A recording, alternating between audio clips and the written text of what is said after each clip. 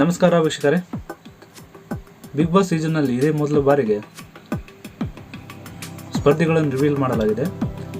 ಅದರಲ್ಲಿ ಈ ಸೀಸನ್ನಲ್ಲಿ ಯಾರು ಊಹಿಸಲಾಗದ ವ್ಯಕ್ತಿಗಳ ಹೆಸರನ್ನು ರಿವೀಲ್ ಮಾಡಲಾಗಿದೆ. ಅದಕ್ಕಾಗಿ ಈ ನನ್ನ ಚಾನಲನ್ನು ಲೈಕ್ ಮಾಡಿ, ಸಬ್ಸ್ಕ್ರೈಬ್ ಮಾಡಿ, ಬೆಲ್ ಐಕಾನ್ ಒತ್ತಿ. ಹೆಚ್ಚಿನದಾಗಿ ಈ ನನ್ನ ಚಾನಲನ್ನು ಶೇರ್ ಮಾಡಿ. ಅದರಲ್ಲಿ ಕೆಲವರನ್ನು ರಾಜಾರಾಣಿ ಶೋನ ಗ್ರ್ಯಾಂಡ್ ಫಿನಾಲೆ ಸಂದರ್ಭದಲ್ಲಿ ರಿವೀಲ್ ಮಾಡಲಾಗಿದೆ. ಕೇವಲ 4 ಸದಸ್ಯರ ಹೆಸರನ್ನು ರಿವೀಲ್ ಮಾಡಲಾಗಿದೆ. ಅದರಲ್ಲಿ ಈ ಸೀಸನ್ನಲ್ಲಿ ಸ್ವರ್ಗ ನರ್ಗ ಎಂಬ 2 ಕಾನ್ಸೆಪ್ಟ್ನಲ್ಲಿ ಬಂದಿದ್ದಾರೆ. ಈಗಾಗಲೇ ರಿವೀಲ್ ಮಾಡಿದ್ದ ಸದಸ್ಯರ ಹೆಸರುಗಳಲ್ಲಿ ಸ್ವರ್ಗಕ್ಕೆ ಯಾರು ಹೋಗಬೇಕು ಮತ್ತು ನರ್ಕಕ್ಕೆ ಯಾರು ಹೋಗಬೇಕು ಅಂತ ಜಿಯೋ ಸಿನಿಮಾದಲ್ಲಿ ವೋಟ್ ಮಾಡುವ ಮೂಲಕ ನೀವು ಆಯ್ಕೆ ಮಾಡಬೇಕೆಂದು ನಮಗೆ ಚಾಯ್ಸ್ ಮಾಡಿದ್ದಾರೆ. ಈ ಮೂಲಕ ಜಿಯೋ ಸಿನಿಮಾ ಆ್ಯಪ್ನಲ್ಲಿ 15 ನಿಮಿಷಗಳ ಕಾಲಾವಕಾಶ ನೀಡಿ ಒಬ್ಬ ಸದಸ್ಯರನ್ನು ಸ್ವರ್ಗಕ್ಕೆ ಅಥವಾ ಸ್ವರ್ಗ ಮತ್ತು ನರಕಕ್ಕೆ ಯಾವುದಕ್ಕೆ ಚಾಯ್ಸ್ ಮಾಡಬೇಕಂತೇಳಿ ನಮ್ಮೆಲ್ಲರಿಗೂ ಬಿಟ್ಟಿದ್ದಾರೆ. ಮೊದಲು ರಿವೀಲ್ ಮಾಡಲಾದ ಹೆಸರು ಗೌತಮಿ ಜಾಧವ್ ಅಂತ. ಈ ಕನ್ನಡದಲ್ಲಿ ಬರುವ ಸತ್ಯಧಾರಾವಾಹಿಯ ಡೇರ್ ಡೆವಿಲ್ ನಟಿಯಾಗಿದ್ದಾರೆ. ಇವರು ಇನ್ನೂ ಅನೇಕ ಸಿನಿಮಾಗಳನ್ನು ಮಾಡಿದ್ದಾರೆ. ಇವರ ಬಗ್ಗೆ ನಿಮಗೆಲ್ಲರಿಗೂ ಗೊತ್ತಿದೆ.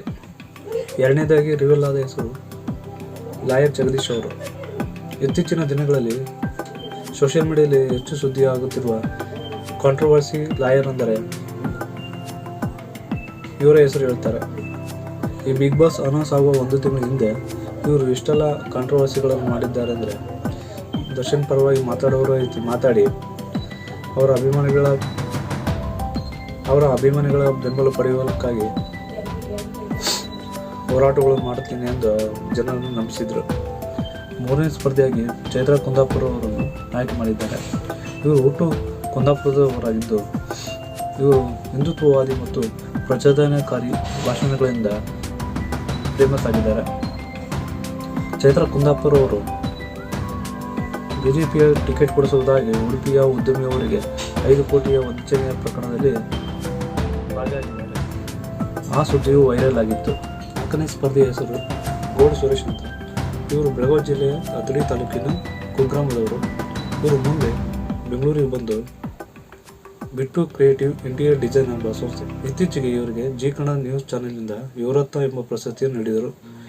ಇವರು ಸದಾ 2 ಕೋಟಿಗೂ ಹೆಚ್ಚಿನ ಚಿನ್ನಾಭರಣಗಳನ್ನು ಮೈಮೇಲೆ ಧರಿಸಿಕೊಂಡೇ ಇರುತ್ತಾರೆ. ಆದ್ದರಿಂದ ಇವರು ಹೆಚ್ಚಿನ ಫೇಮಸ್ ಆಗಿದ್ದಾರೆ. ಆದ್ದರಿಂದ ಇವರು ಸೋಷಿಯಲ್ ಮೀಡಿಯಾದಲ್ಲಿ ಅತಿ ಹೆಚ್ಚು ಫಾಲೋವರ್ಸ್ ಹೊಂದಿದ್ದಾರೆ.